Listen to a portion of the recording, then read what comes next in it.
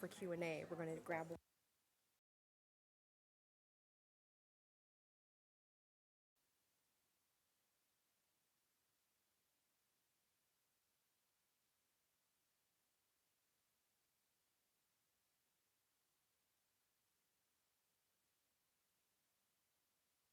All right. Good evening, everybody. Welcome to Innovate State. I am Lori Fisher. I'm the Director of Operations at the Burgess Institute for Entrepreneurship and Innovation.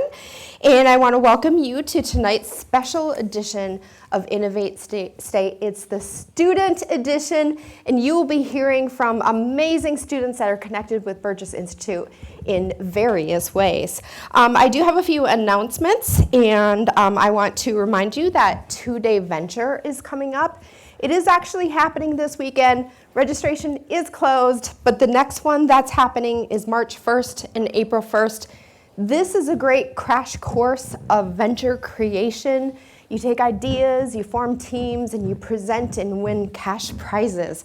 This is also a requirement for an experience for those who are in the minor in entrepreneurship and innovation. So just to remind you, we have one more coming up this semester. We have applications for the Burgess New Venture Challenge that are still open, but they do close on the 13th. So this competition is open only to our Discovery and Launch members. So if you're not a member of Discovery or Launch, please go to eship.msu.edu and apply today, because you can still get in your application for the Burgess New Venture Challenge. We're giving away a total of $50,000 at that competition, and the top prize is $15,000. All right, so, and also our next Innovate State, I just want to remind you, is in a couple weeks on February 22nd, right here, same time, same place, and that's going to feature Dr. Marlo Rencher, and I'm going to be the host and the interviewer for that one. Okay, so if you're interested in any of these programs or anything else, want to get more details, go to eship.msu.edu.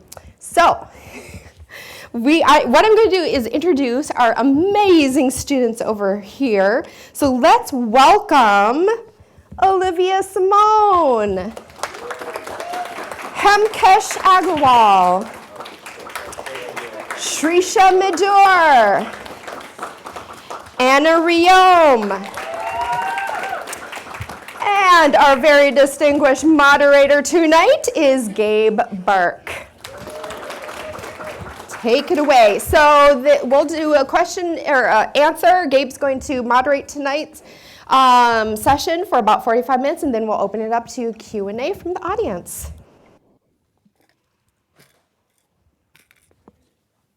Okay, welcome everybody. Oh, is this working?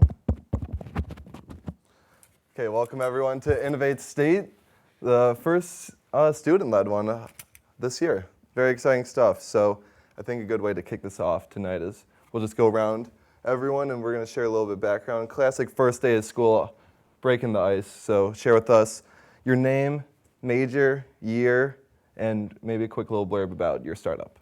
Okay. Is this on? I don't think it is. Is it on? Yeah. Okay.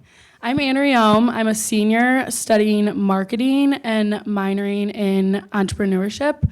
I'm the Venture Kitchen intern. So for anyone that doesn't know, the Venture Kitchen is basically an incubator space for students to explore their culinary or even skincare ideas, work on their products, store their inventory, all that kind of stuff. Hi everyone, my name is Shrisha Medur. I'm a senior studying computer science and minoring in entrepreneurship and innovation. My startup is Tally Jobs. It's a job board for students looking for quality jobs. So every job is well paid, offers good benefits, and generally has few applicants. Hey guys. Hello. Hey guys, I'm Hemkesh, and I'm a senior in computer science here as well. I run a startup called Uniservices. We are basically Uber for odd jobs for students. So people near East Lansing, they need help in snow shoveling, lawn mowing, anything. So they post an ad on our app and students can do the jobs as necessary. Hi everyone, my name is Olivia Simone. I'm a marketing major with minors in entrepreneurship in Arabic. My venture is Soup and Sip. It is spoonless soup for people on the go. But aside from that, I also have my own personal brand, Live in Style, and I am the editor-in-chief of the fashion magazine at school. Very nice. So I think what we should do first is talk about kind of where everyone's entrepreneurial story began. For you guys, is there a key moment in time that you thought, hey, I think I might be an entrepreneur? Or is there something along your road when all this really kicked off for you? Feel free to chime in if anyone's got something. Honestly, because I don't have my own venture myself, I just really wanted to be involved with Burgess, and I actually started coming to these Innovate states and just thought it was really cool that still MSU Spartans, former students, created businesses and were just like very successful, and I just wanted to be a part of the Burgess ecosystem, so kind of pursued the venture kitchen role. Yeah, I kind of, in high school, I really wanted to start my own magazine per se, but that was a really big task, so instead I started my own blog. And in high school, I would enlist friends to be models, and then I would style, I'd enlist photographers, I did the makeup, and then I would write the article, my mom would copy edit, and then I'd post it online and then post it all over social media. So that was my first ever, maybe I want to be an entrepreneur after starting kind of like my own online magazine and blog sort of. And then when I came to MSU, I joined the Entrepreneur Association, which led me to Burgess, which led me to Discovery. And that's kind of where my ideas started flowing, and I tried a few, and Soup and Sip is what stuck. So yeah. So I've been with the Burgess since my freshman year. I used to help all the startups with their apps, websites, software, and stuff. I've helped 20 startups so far with so many things, and I always loved working as a startup, the team and stuff. And I've also done 2 internships in companies. And after doing internships, I figured that this is not meant for me. They gave me stuff that felt insignificant, and I wanted to make a bigger impact. So then I decided that I want to do something of my own, and I want to be an entrepreneur, not work for someone else. Mine started as a class project. So I was taking the entrepreneurship capstone, and I was also applying for jobs at the time. I felt like it was taking way too much time for me to find jobs while also applying for them, and so I used that problem for my class. And I remember one of the assignments was to go find mentors, and so I found these mentors, did what I had to do for the class, and I remember talking to them for my final project, and they said, you should keep going with this. I think you have something here, and that's what it took to make me take it outside the class as well.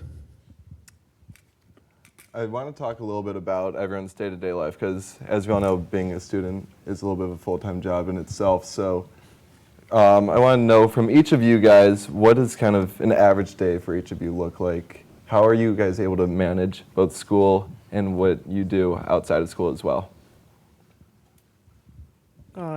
So it's very interesting, especially during my customer discovery phase when I was talking to employers. Employers work 9 a.m. to 5 p.m. However, I would have classes from maybe 10 a.m. to 2 p.m. And so it would get very disrupted, especially in the beginning. And so it's a mix between, taking a meeting, then heading into class. A lot of times you'll find me in a lecture hall just sitting outside on the ground, just taking a call because I have to get into class right after. And so it kind of is dispersed up until 5 p.m. And then after 5 p.m., I'm in the hatch until 9 p.m. So that's kind of what my day-to-day looks like. I'm a night owl, so I usually stay up till 3 a.m. And it's good that I don't have class until 12:40 in the morning, so it works out. I basically do my startup work usually in the evenings. In the morning, I try to focus on my classwork and try to finish my homework. Then one of the weekends, either Saturday or Sunday, I would dedicate to my startup, and the other weekend I would dedicate to my classwork. So if I work on Saturday on my startup, I would finish my homework on Sunday, and Fridays are reserved for partying. I would say my day follows a typical student here at MSU, I have class, and then I will just do venture kitchen work periodically throughout the day. It's a lot of communicating with students, figuring out what they need, communicating with the union staff because our venture kitchen is located in the union. And then honestly just trying to recruit more students and continue to spread the word. Nice. Yeah. Oh, sorry, Olivia. I'm more of a morning person. I schedule all of my classes to be from 8 a.m. to noon. And then the rest of my day is kind of just like for me and for other things. Being the editor-in-chief of Vim, the fashion magazine, is a full-time job for me. The clock doesn't really stop. It's not 9 to 5. It's from when I wake up to when I go to bed. So that in itself is kind of another startup for me, which I'll talk about later, which is why Soup and Sip was a little difficult for me to pursue. But when I was in the thick of doing Soup and Sip, my time management definitely had to amp up a lot more, which was really difficult. But I just stick to that Google Calendar and I write a lot of stuff down. And we're going to keep it here with you, Olivia, actually. Speaking of like time management, I know that you've had a lot going on ever since coming here as a freshman. You're the co-editor-in-chief of Vim Magazine, e-board for MSU's Entrepreneurship Association, owner of 2 small businesses, Live and Style LLC and Soup and Sip. And sometimes it might be a better question is what isn't Olivia doing versus what is she doing? But how do you go about doing all of that while I know that you're also looking for a full-time job? So how do you kind of go about from when you were a freshman to now as sort of a do-it-all senior? What was that story? So I really hate to not be busy. I try to pack my day with as many things as I can because to me it would be a waste if I didn't. So freshman year, I remember I went to participation and I signed up for about 10 clubs. I went to all of them for about 2 weeks and then picked my core 3 that I really liked. And I've stuck with 2 of them for the last 4 years, Vim and the Entrepreneur Association. And I feel like from being consistent, it's a lot of stuff has paid off for me. I, for 3 years, was the director of creative beauty for the fashion magazine, so my team did all of the hair and makeup for everything. And then I got promoted this year to editor-in-chief, which was awesome. And then the Entrepreneur Association, I've just always been on the marketing board. I'm not sure how that happened.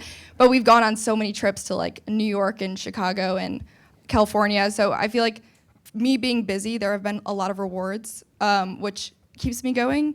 And I mentioned this on another student panel last semester, but I saw a TikTok that was like, there are 48 30-minute halves in a day. So there's always time to compartmentalize your life and the work you have to do. So I like to break up all of my work into 30-minute halves, which leaves times for breaks for me to do things for myself. But when the clock is on, I get my work done.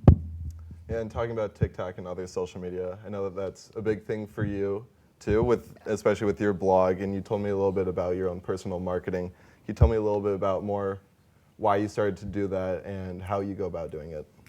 Yeah, so I started Live in Style in 2018, and it was, like I mentioned before, kind of my own personal fashion magazine. So I'd write the blogs, and then over COVID, I also really like to sew. So I upcycled a lot of clothing, I made a lot of my own clothing, and then had a clothing drop during COVID. So my blog has been many things, in a boutique, an actual blog, but right now it's kind of a social media personality. So I post a lot on social media. I, on TikTok, do a vlog every day for senior year. It's day like 130 something, I don't know. So, but I've been consistent ever since September, day 1. There's been a vlog every single day. And I try to do new series on TikTok and whatnot. And I think when I'm applying to jobs and they ask you to link your social media, I gladly do, because for me, I think it shows consistency and editing skills and public speaking and things like that. Was that something that was hard for you to get into, or did you find it easy right from the get-go? I'm always on social media anyway, so I think it was a pretty easy transition. Gotcha. Okay, we're going to bounce over here to Shrisha now. You told me that your first iteration of Tally Jobs was a failure. Can you explain to me what happened there and what happened after the fact, too? Yeah, so it was a learning experience. You know, like I said, I'm a computer science major, and I looked at everything technically speaking. And so I remember I would always hear, being a job board, how are you different from Handshake? And that question in the beginning really, made me upset because I always said, I do this, I do that. And so it started turning into doing too many key features and not focusing on one particular one. And so I took 3 months this past summer to work on this website, build it out, do all these cool things that it did. And it was, successful in that end. But then when I finished, went to my mentors and I said, hey, I finished the website. They said, okay, now what? I said, what do you mean? Like, I built the website. And they said, well, now you have to get people to use it. And you would think it would be super simple to know that, but in hindsight, I was like, as soon as I build this website, people will use it, people will find it, but that's not true. And so you did a lot of outreach to a lot of students and got, quite a few people on it. And I realized people weren't using it the way I thought people would use it. And, it wasn't great. And so I had to scrap a lot of what I did and restart. And that was a failing forward moment for me. It was a tough moment to go through because, when you put in that much work, you think it's going to work. It was really tough, but looking back at it now, it's like one of the best learning experiences for anything that I do is like building, but also getting people to know what you're building so it can grow together. So yeah, that was a interesting time. Would you say that the failure almost benefited you in the end, though? Do you think that learning from that mistake kind of helped you get to where you are today? 100%. And I use that experience for anything that I do, from my clubs, from schoolwork, anything. It's a common, I feel like it is sometimes a common mistake that a lot of founders go through. So, whenever I meet anyone, especially through EA, and they ask for any type of advice, I always share this story, especially when they're like coming from like a technical founder, because I find it very interesting. Yeah. And I want to talk a little bit about Burgess as well, because I know that Burgess played a massive role in both supporting you and Tally Jobs. So can you kind of dive a little bit deeper into like what that was, like what was Burgess's impact through the whole process? Yeah. So after my class ended, I got into the discovery program. I completed what I needed to complete for that, and then I got into the launch. In launch program is when Burgess really came in clutch because they helped me talk to Hemcash, Rajmeet, the web development interns. They helped me talk to the business development interns. They got me connected with different people. And a unique where I am at now, where Burgess is really helping me is I will walk into Lori's office or I will walk into Paul's office and just vent about things that are happening. And they're willing to hear it and help me out. And so that's really great. And that's what I really want to say, that's not common. I'd never had that until my senior year where I can just walk into one of the directors of Burgess's office and just talk. And they're willing to hear it because, they've done it and they know a lot of students that have gone through it as well. And so in that perspective, they've helped so much in just listening to what I have to say and taking it very seriously and helping me in certain components that I lack in. Yeah. And I also wanted to give you the chance to talk about EA. I know EA is always looking for members, right? So can you kind of explain to everyone what EA is and how you came to be the co-president as well? Yeah, so EA is the student organization that falls under Burgess, and so we try to foster a entrepreneurship ecosystem as well, and help people get connected with different things. So our members will experience a speaker series called Upfront. So we bring in MSU alums who share the realities of starting a business. We have workshops. We have lunch meet and greets that Burgess hosts with speakers that come in from Innovate State. And we go on trips. So like Olivia said, we went to LA last year in the spring, and we went to Detroit. We have a school bus. I don't know if any of you seen it, but we have a school bus. We painted it green and white, renovated the interior, and we take it wherever we go. So we took it to Detroit, visited startups there, and now we're going to Grand Rapids in March. And our annual trip is to New York. And a lot of the costs are taken care of by EA. I think for the New York trip, it's only $250 for the whole thing. And so, on these trips, we talk to a lot of Spartan alums, a lot of investors, a lot of just interesting people. And I've seen like right in front of you where people get jobs like that, where we'll meet a company and they'll love that they're part of EA, part of Burgess, and they love what they've done. So I encourage anyone that's here, because you must be interested in entrepreneurship, to talk to us about EA and give you more details. And where can they find you guys if they're interested? Yeah, msuea.org. Okay, everyone write that down, okay? Okay, Anna, we're gonna pop over to you now. Can you start to tell us a little bit about what is some of the things that you're involved in current day? So aside from Burgess, I have my own student organization called International Samaritan Chapter of MSU. Super long name. My co-founder's here with me in the crowd. It's essentially based off of International Samaritan, which is a nonprofit organization in Ann Arbor. I did a couple mission trips with them in high school, and then once I came to MSU, was kind of missing those experiences. And so me and my co-founder brought it to MSU, and we basically just have our members learn more about what International Samaritan does, the different communities that they serve. They serve a lot of low-income communities around the world, and just put on a lot of different events. So I'm involved in that, and other than that, that's pretty much it that I can think of. And the Venture Kitchen. And the Venture Kitchen, yes. Which we'll talk about. Do you want to give us a little bit of a explanation as to what the Venture Kitchen is and how it came to be and what your involvement is with it? So the Venture Kitchen is on the second floor of the Union, as I mentioned, and it's a fully licensed kitchen space for students to use that are a part of Burgess. And they can go in there, experiment with new products, make their products, and then sell their products in the first floor of the Union in the old dairy store space. We have student pop-ups in there. So those are just periodically throughout the month. Students will come in, sell their products, tell students about their business. Yeah, that's kind of it. And then I want to talk a little bit about your internship as well, which I know is a lot of involvement with the Venture Kitchen in general, but talk about a little bit about your internship and how you got that and kind of what you do there as well. Yeah, so kind of as I mentioned, I started coming to these Innovate states and really wanted to get involved with Burgess, and so I went to one of the venture challenges that was at the Graduate and made one of my friends introduce me to Aubrey, and kind of followed up, got the internship, and I was the first Venture Kitchen intern. So it's a lot of learning everything on my own, me and Lori, just learning everything as we go. We basically help students get licensed to sell, because that's a whole thing, learning all the food rules, as I mentioned, like getting new students involved and just honestly spreading the word around campus.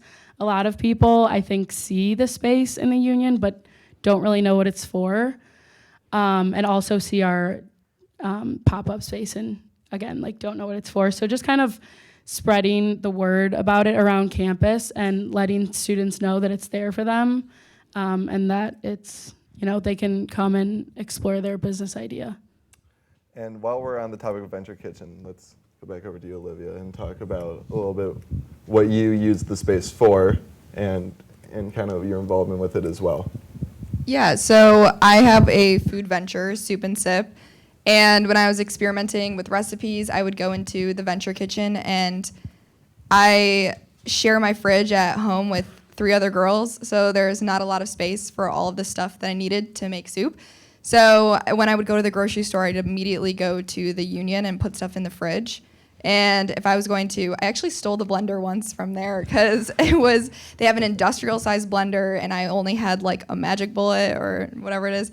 And so, but then it blew up in my kitchen because I put hot soup in it. So I was like, wow, I should really work in the Venture Kitchen. So after that, I was like, I worked in there making, we have a lot of pop-ups. We try to raise awareness for the space there. So the anniversary of the Hatch, we had all the food ventures inside of the kitchen, giving out samples, and people could see the space. So to prep for that, I cooked and prepared a lot of things in the venture kitchen. And Olivia Gargett, who's OG Bakery, and Madison, who does the Cut Cookbook, they also work out of there and do some really awesome things. And it's just a really cool space that I've never seen anywhere else. So Yeah, if you guys don't know about it, come check it out. It's at the Union, and it's a really cool, unique space that we've been putting a lot of work into, and it's pretty cool.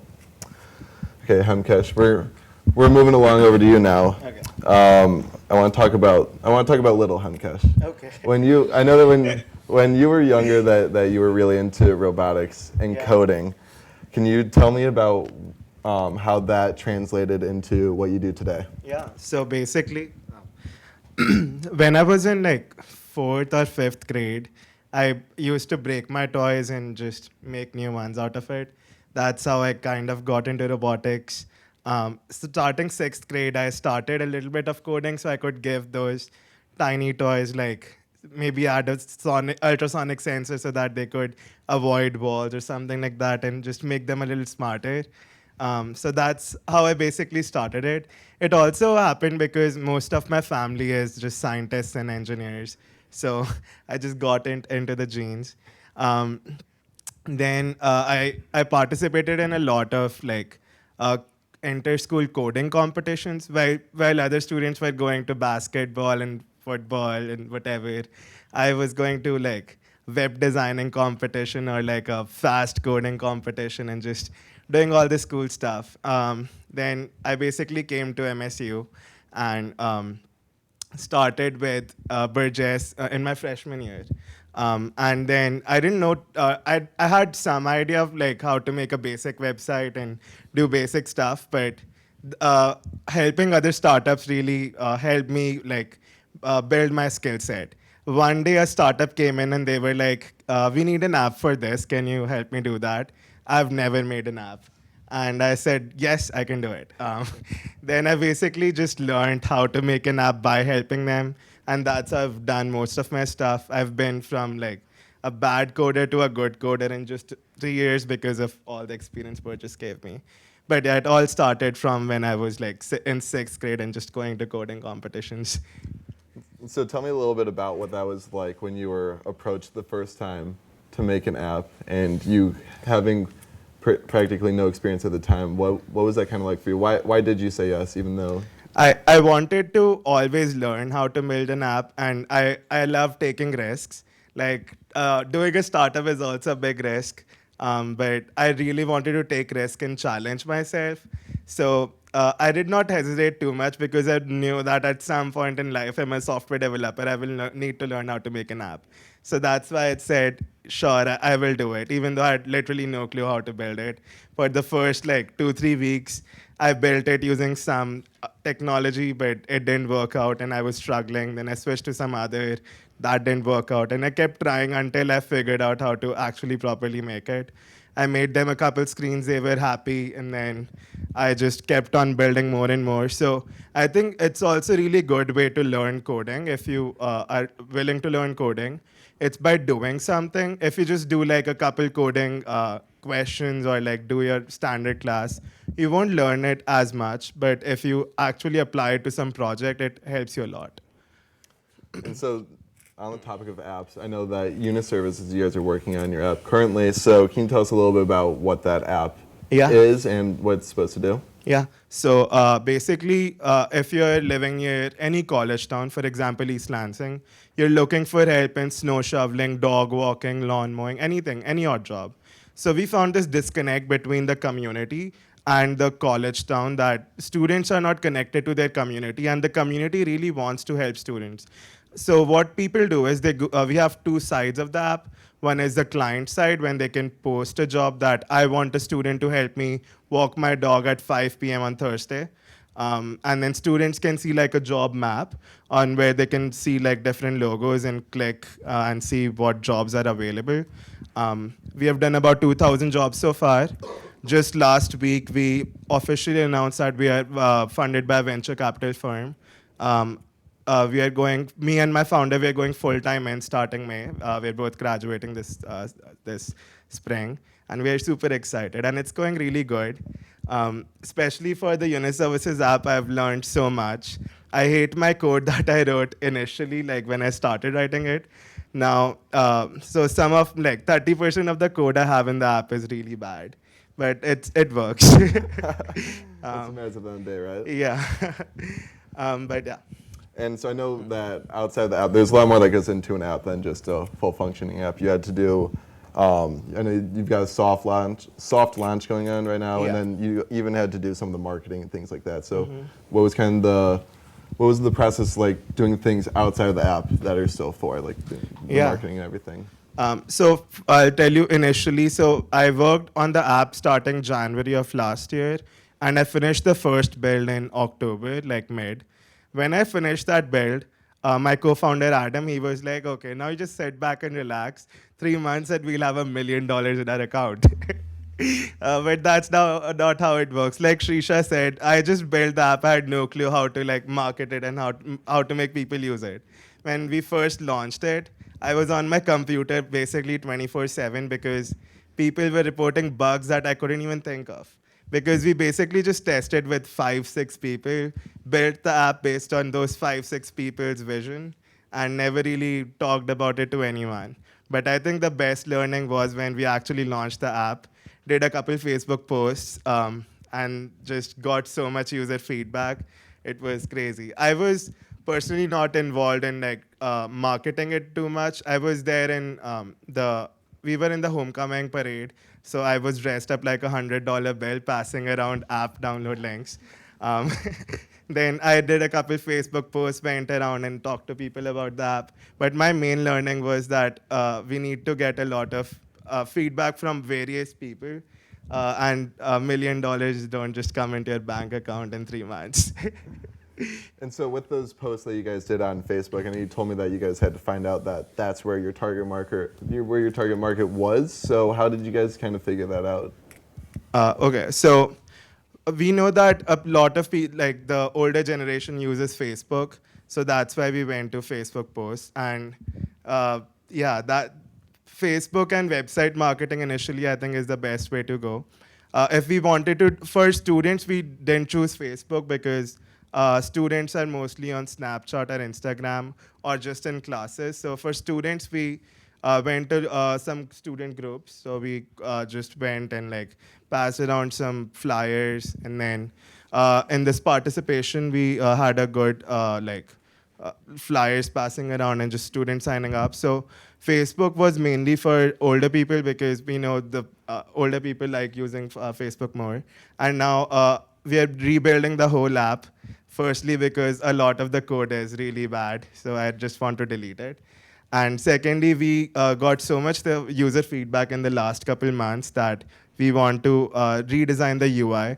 There's so many things that are like something I cannot fix in the current app and needs the whole new redesign. So that's what we're doing. And a lot of our UI is inspired by Facebook now. So that's something exciting. And something I also learned was we need to really make it super simple, because when we had a special snow shoveling feature, there was a slide to submit button that was totally new. Like how you used to unlock old iPhones. I had a button that was like slide to submit. I got 100 requests. I don't know how to submit this post because people were clicking on the slide to submit. So there's been so many issues in the app that way. I thought that was not an issue. It was a like cool feature, but people just didn't understand it. So I had to work on a lot of that stuff too. And then, so for you, what do you think was the biggest thing that you learned from when you said yes to designing an app for the first time to now you're doing unit services? In that time period, what was your biggest takeaway? It's a lot of technical. I've learned a lot of technical stuff that I didn't know how to like make an app that could scale up. Initially, my software that I used to build were like basically it could be used by a couple hundred users, but would crash if you got more users. So my biggest learning was how to optimize software to make it more scalable, faster, and better looking. My UIs have gone like from very bad to very good now. It still has a lot of room for improvement, but I've learned a lot of UI design skills. I've learned a lot about how to make scalable apps. And apart from that, user testing, I never used to do user testing, but now I'm learning like different ways to test it. So I think in future we are planning to organize like a student group in which we'll invite some of our users who have made a couple $1,000s using our app. We'll invite some users who have basically just downloaded it and did nothing. And then we'll invite some people who have like never used the app at all. So I will learn how to like do this user testing, and I've learned a lot of business just by doing app stuff. I was very just technical, but now I've got to talk to so many other investors, founders, and going to pitch competitions. I've learned a lot, and it's really good learning. It's cool. I'm going to bring us all back together now. One thing that I think is particularly cool, we have a unique opportunity, is that normally for these Innovate states, we have someone that's a lot further in their career than we are in our position right now. And a common question that always gets asked is, if you could go back, what changes would you make now that you know what you know? So I think it might be cool for us, now that we're all soon-to-be graduates, to share your side of that question too. What would you guys do if you could do something different, even though we're still just in college and soon-to-be graduates? So before we started this, we were all talking about when we first got involved with Burgess, and everyone was talking about how they first got involved freshman year, and I didn't know that this was a thing until junior year. And so if I could go back, I would have somehow figured out that this all existed, and honestly probably would have pitched a business idea. The first Innovate state that I came to, they gave us this notebook, and ever since then I've been writing down business ideas that randomly will come to my mind. And so I would have just gotten involved a lot earlier and kind of taken the leap of faith that everyone here has taken. I would say that if I could go back, it would be talking more about tally jobs, especially in the early days. I was really afraid to share because I didn't know whether I had enough to share about. Even now, like, it's not the first thing I talk about when I introduce myself because I still feel like I could do more on it, but that's something I'm trying to change. But yeah, so it's like talking about it, because when I do, you never know who you're talking to, especially like another thought like Burgess has helped me with is sending us on trips. Like both me and Hemkesh have just went to Vegas for CES, and when we were there, you never know who you're talking to and like what kind of introduction you can make. And so talking to as many people as like possible and sharing as much as I can would be something I wish I did from day one. I basically started with unit services last year. Probably like July is when I got more involved with it. So I would say my freshman year, like maybe during while I was helping startups with their websites and that, maybe I should have started something on my own too. That would have given me more like experience so that I could have used it during unit services now, which I'm learning right now. I wish I would have utilized the time during COVID a lot more efficiently. I will never have that much time on my hands, probably ever again. So I wish I probably would have started something during that time. So many amazing businesses are now like $1 million companies that started during COVID. So I wish I would have utilized that time. And then also, I don't regret this, but I really loved working on Soup and Sip. It showed me that I am much more of an intrapreneur rather than an entrepreneur. I don't think I would want to, in the near future, start my own business again. I think I would love to work for a startup. I recently was in New York for another club I'm in, the Corporate Retail Association, and we visited a bunch of corporate places and then a few smaller startups. And the work environment and the workspace was calling my name. It was so cool. So now I've kind of reversed my job search. Instead of larger corporations, I've been really trying to seek out startups. That culture is just so much more me than I think. Like Soup and Sip, I didn't have a co-founder. I was doing it all on my own. So I think I'm more of a team person. And joining a startup, I think having that team and one that's really lean where everyone works on everything is where I think I belong. Okay, Okay, I'm gonna have you answer first for this next question then. Kind of going off of what you just said, what are some things that you guys love about being entrepreneurs? And then what are some things that you guys dread about being entrepreneurs? And how do you deal with that downside? How does it balance out? I think being an entrepreneur has many rewards, especially as a student entrepreneur. It's so cool that Burgess really features you a ton. Doing this right now is awesome, and I did the Burgess New Venture Challenge, which was so official, and the support is unreal. Like the funding and just Lori, Paul, Ken, and Chris. Like Shrisha was saying, I can tell them anything and bug them at any time, and they'll always be willing to help, which is so crazy. So I love that. But like I just said, I think I've really learned that I love mentoring people. I love helping people build their businesses. Subensip has opened a lot of doors for me in terms of Burgess, Michigan State. I talk about it in job interviews, but it was really what led me to know that I wanted to do something else. So that's why I haven't talked about my business too much during this, because I'm not really pursuing it anymore. I'm trying to find a full-time job after college. But I think it was a fabulous experience, and I don't regret a thing. So for me, I think the best thing is fulfillment, I guess. So when I compare my self in my internship at a big company, I was fixing buttons like, oh, this button is too small. Can you make it bigger? Or this form is submitting, but it's not showing this error message. Can you build this box? That just didn't feel like I was making a big impact. It felt like I was just doing some very small, insignificant thing for someone. But now I have so much autonomy. My code directly impacts people. I see people making $1,000 in snow shoveling and something, and I see that their life is being changed because of my code. So just seeing that is very impactful. I saw someone during the winter storm of December 25th. It was Christmas, and everyone was home, and there was no one snow shoveling, but there was this one guy who went around and made $1,000 in one day because of just snow shoveling jobs. He was just doing, and it just felt so good that I could help someone on a holiday to make money because he didn't have enough money. So that thing is really impactful, and that's what drives me.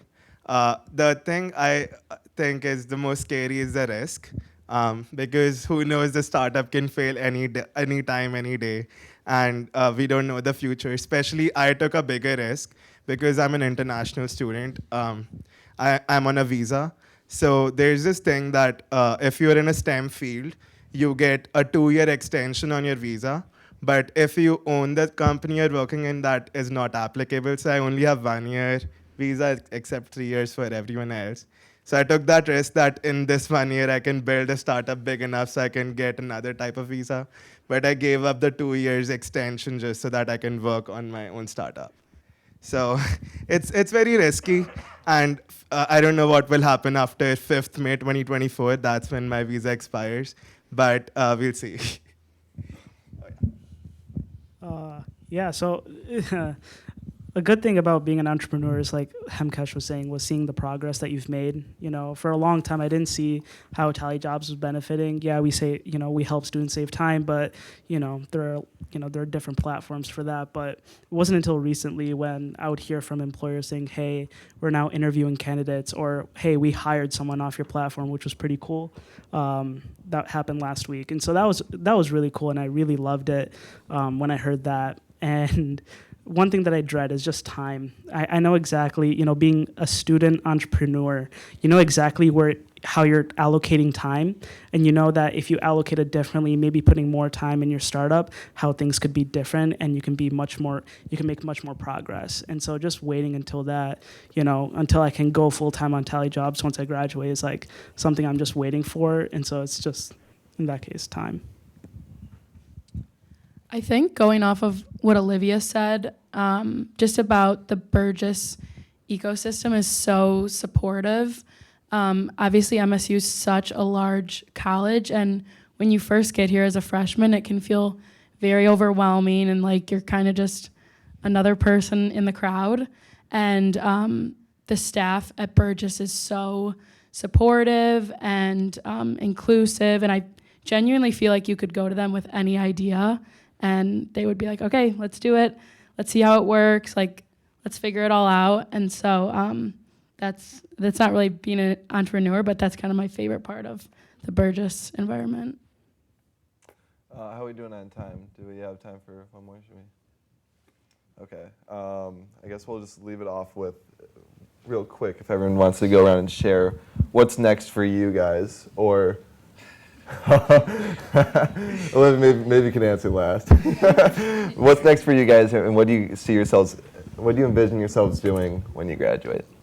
So I just started a internship for the spring in digital strategy, and I think after I graduate, I really want to go into digital marketing, brand strategy, all that kind of stuff. And I also would like to work at a startup. Just to Olivia's point, I just think it's a lot more, you can have more of a hands-on experience and actually make an impact. I'd really like to go to New York with Olivia. And so yeah, just kind of pursuing some jobs at startups in New York. Yeah, so I'm also going full-time on Tally Jobs, made enough where I can sustain for, a while and see how things go, just seeing what I can do with all my energy and time going into it. I'm really looking forward for all my classes to end. And then after my classes end, I'm going full-time into unit services starting this May. So we will have our funding. So it's a small runway, but we'll make it work. And I'm really excited to just work on my startup all the time and not worry about submitting an assignment or doing some random presentation. I've casted a very, very wide net. As a marketing major, there are a lot of things I could do, and with all of the extracurricular things I do, I have enough experience to cast that wide net, I feel.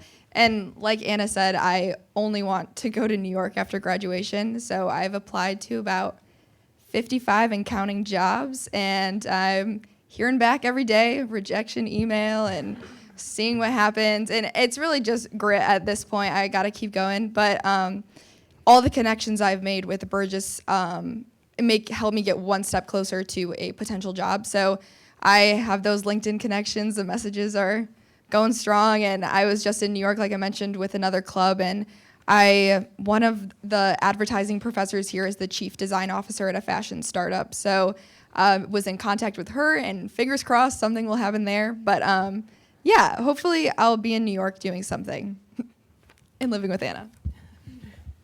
Okay, I think we're going to open it up to you guys now, and we'll get some questions from the audience. So we'll pass around a microphone, and then if you guys have a question for any of the speakers, just raise your hand and we'll bring the microphone over to you. Yep.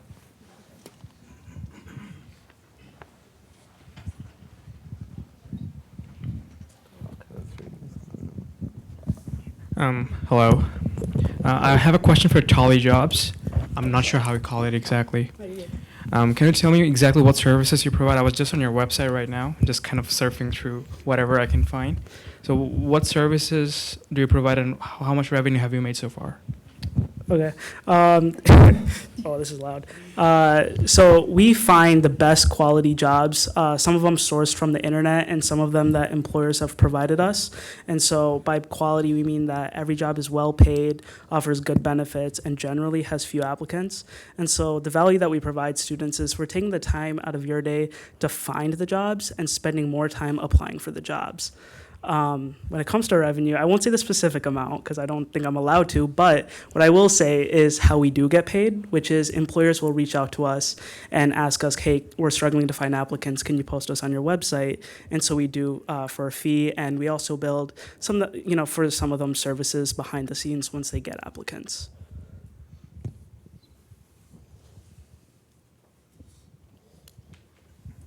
So I know a couple of you mentioned trying out a couple different things before you landed on what you're doing now, or having a notebook where you write down all sorts of different ideas. In all of your experiences, how did you find where to draw the line between having these ideas and maybe doing some planning and pulling the trigger and taking some real action? I think validation is a big thing.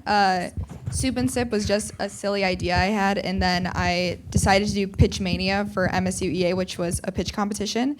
And the whole point of this one specific pitch competition called Pitch Mania was all of the ideas were not developed. So nobody actually had a business.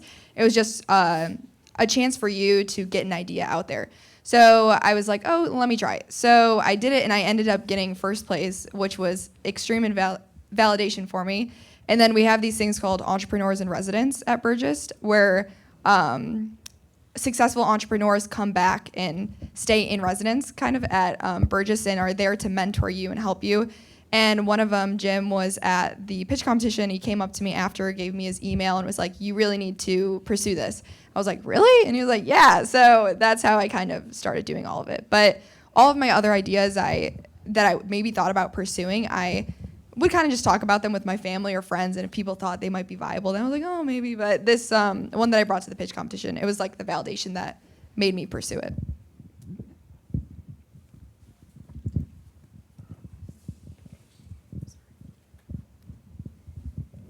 So I have a question regarding uni services. So how did you validate your idea? Are students interested in doing these jobs? Is the community interested in asking students to do these jobs? Launching the prototype is one thing, but when you're pitching to investors or to Paul or some, so how are you showing them real data that they will do this, they will pay for this? So basically, I didn't start Uni Services. I was one of the app developers, so I joined the company. But what Adam was doing, Adam's my co-founder, he didn't have me when he started it. He started it in October 21. And he just went around, posted on Facebook that he can help doing lawn mowing or anything like that. And then people reached out to him, and he started doing this. Then he got a couple of his friends, and they were all doing it. Then basically, he got more students with participation and other events. And he had a Trello board. So he would email clients, anyone needs help in anything, clients would email him back. He would make a Trello board, assign students a Trello ticket, just do everything manually and just validate the idea. So he did the Trello board for six months or something or maybe 8 months. So we finished the app in October of last year. So since this, basically 1 year, he was doing it all on Trello and just all manual work. And he did about 1,500 jobs just through Trello. So it wasn't until I built, it was not like if I didn't build the app, we wouldn't have that many jobs done. It was all done using Trello, and that's how we proved to our investors that there is a market, it can be done, and it can be scaled up with an app.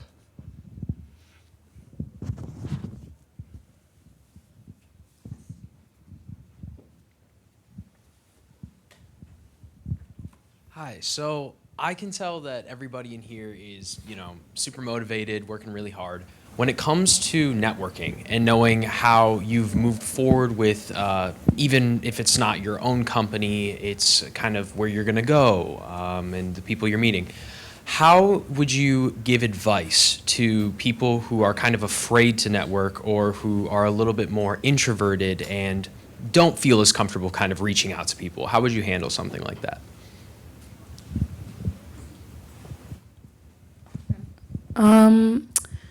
Honestly, I think it just kind of starts with a hello. I would say myself, I'm pretty introverted when it comes to that stuff, but I honestly think that people are almost honored that you reach out to them and want to hear about their job and want to know more about them. I think having someone kind of make the introduction takes off some of that pressure from you to do it first. So kind of talking to the people that you're already comfortable with and saying kind of what you're interested in and seeing who they know and who they can connect you with. Having something in common sometimes help. So if you're at the Burgess Institute and just working on something, you can say, oh, I have this startup, I'm working on this, what are you working on? So because you're both in Burgess and working on a startup, there's a high probability you're both involved in a startup. So having something in common, just tell them what.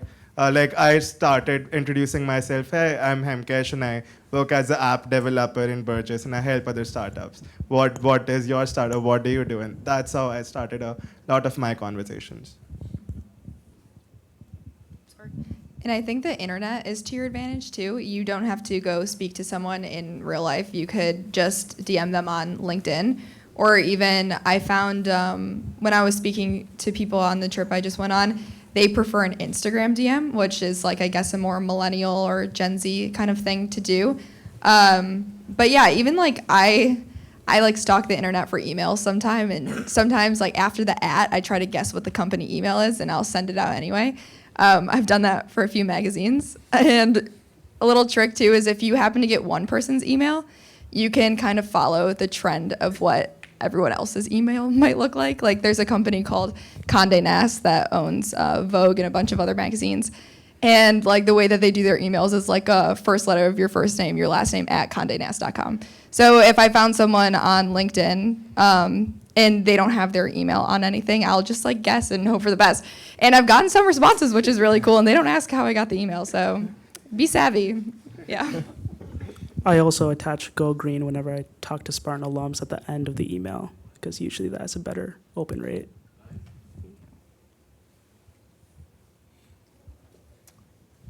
Anyone else?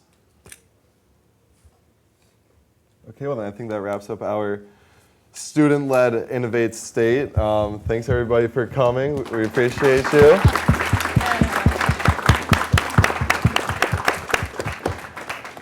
And we're going to stick around for a little bit, so if any of you guys wanted to still come and ask any of us a question, feel free to come up to us. Good job, Gabe.